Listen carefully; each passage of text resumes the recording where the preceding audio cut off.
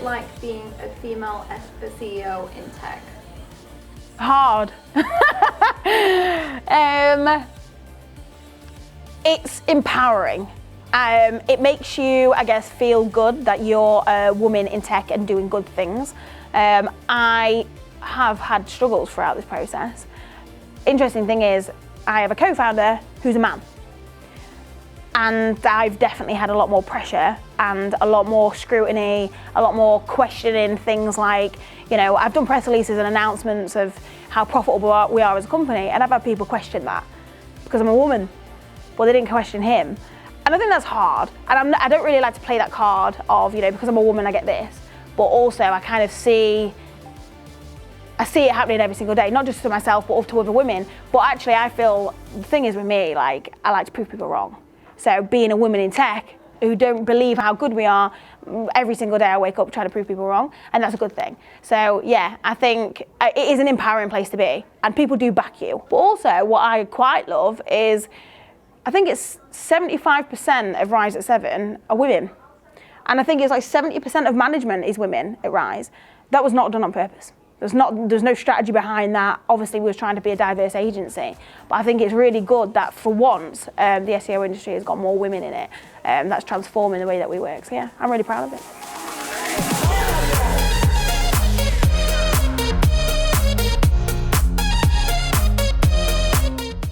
So every day from the 1st of March until today, we've had so it'll be 7 different people from Rise at 7 telling us about somebody that they have found inspiring or supportive in their career so far. And the whole point of that really was for us to kind of support and shout about some people externally that have kind of helped Risers get to where they are at the moment, because we're very aware that we wouldn't be where we are without other people that we've encountered. So I think the big thing is actually that we don't just do stuff on this day. So I just think if you're going to get involved in International Women's Day, I think it's a really good idea, but you also need to be doing something meaningful as well, which is what we tried to do with our campaign that we did, in terms of kind of shouting out and thanking those women that we're grateful for. I think it's all well and good talking about how you support your female members of staff, but there's been a lot of talk today on Twitter actually, because there's been a gender pay gap bot, which I'm sure everybody's seen. So I mean, I think it's really interesting, to be honest, and I do think it calls out quite an important fact around, yeah, like you said, there's a lot of businesses that'll tweet about International Women's Day and how important their female staff are, but some of these, I saw one earlier which was a 73% pay gap in favour of the men. So it's just it's really hard to take them seriously.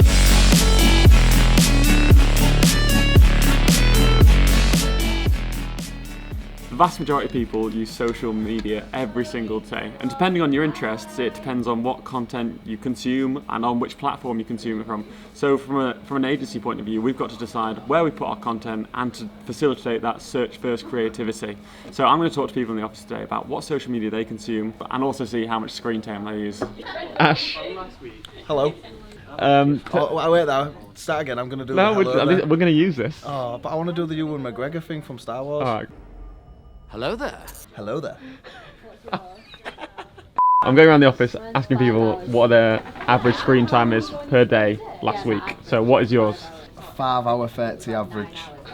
And my top 3 apps were Facebook, YouTube and Chrome. 5 hours on YouTube apparently. Yeah, what are you watching on YouTube at the moment? But Elden Ring videos, because I've been playing that a lot since it came out, so it'll be like tutorials to beat the bosses. 5 hours, 25 minutes on average. Per day? You think that's low? Yeah, I think Charlotte, what's the screen time on your apps for last week? 5 hours, 24 minutes. Instagram, Netflix and Maps. And Maps? Do you get lost a lot? 2 hours, 45 minutes. Last week my daily average was 6 hours and 11 minutes. Yep. And top apps were YouTube, Instagram and Snapchat. Snapchat? Yeah. Interesting. I'm a big fan of Snapchat still. I still love Snapchat. I've deleted TikTok though, which is probably why it's not my top 3. Because otherwise it would have been the average of about 12 hours. That's why I had to delete it. Oh, it's actually, I mean, it's not that bad. Is it not that bad? 4 hours, 13 minutes. 4 hours, 30 minutes every single day, yeah? Yeah, average. Not too bad. Are you happy with that?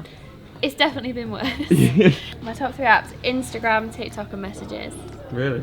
So you're still consuming most of your content through social media? 7 hours on TikTok. That's for the whole week, yeah? Yeah.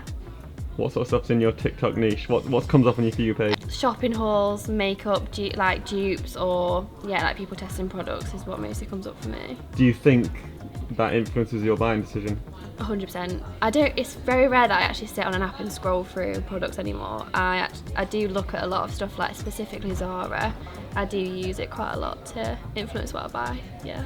I'm so guilty for buying through TikTok just from seeing someone else has got it, or seeing someone else has recommended a product that is like a dupe of a more higher priced product. I'm definitely guilty of that. So Ella, how many hours were you on social a day? 6. 6 on social, and yours was, what was yours? 5 and a bit. 5. So obviously people are spending a lot of time on social media these days. So how does Ash's, your content strategy, how does it link in from what you do to what Ella does?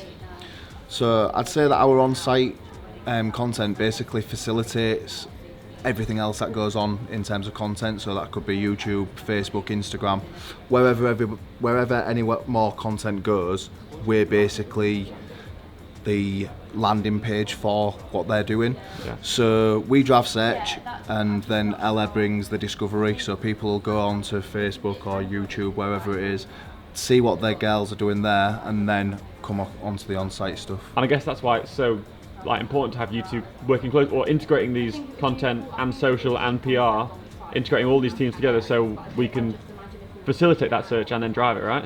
Yeah, 100%. So like our aim in the last couple of months has been to work towards a point where we are more integrated in our campaigns, especially with content, PR and social, because they complement each other so much. So there's no point just having the on-site content working on its own when we can work with social and with PR, because the sum of all the parts is going to be greater than the sum of one of the parts on its own. I guess it's just a case of like looking where your audience is. So obviously like the gaming community are probably more on YouTube, like you say, like the likes of Amber, like she's on Instagram. So it's just all the case of looking at who your target audience is, like looking at your target demographics, and yeah, I guess just like targeting through that way. Obviously we can always target through like paid media, which helps us target people with those particular interests, especially like on Facebook. That's something that we usually do to like amplify some of our campaigns. What you've got to think as well is we had a couple of people who said Maps was one of their top 3 apps. Yeah. So it's like, well, how can we bring what we do into Maps, which is something that probably most people haven't thought about exploring.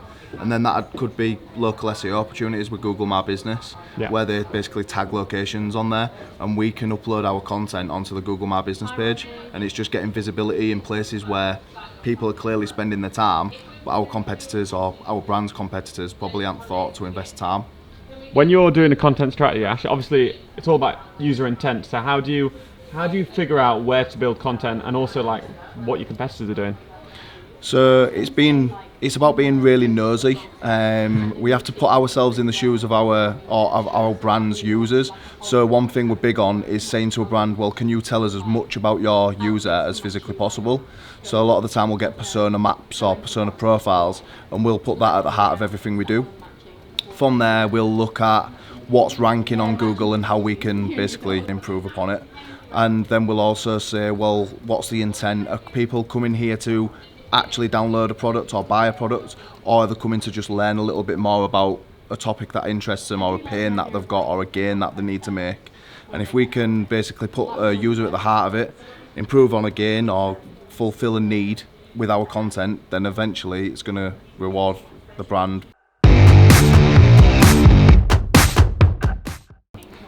Hmm? 5 hours on your mobile every single day? Yeah. How do you feel about that? I think that's all right. I thought it was going to be worse. Do you know what? That's the most shocking thing I found, is that going around the office and saying, oh, 5 hours, that's not too bad. I'm like, 5 hours of your whole... How many is yours? Oh, we'll just cut.